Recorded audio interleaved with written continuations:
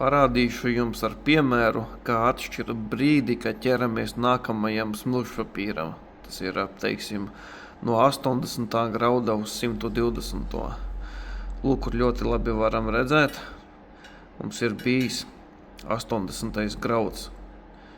Visur ir bijis 80. grauds.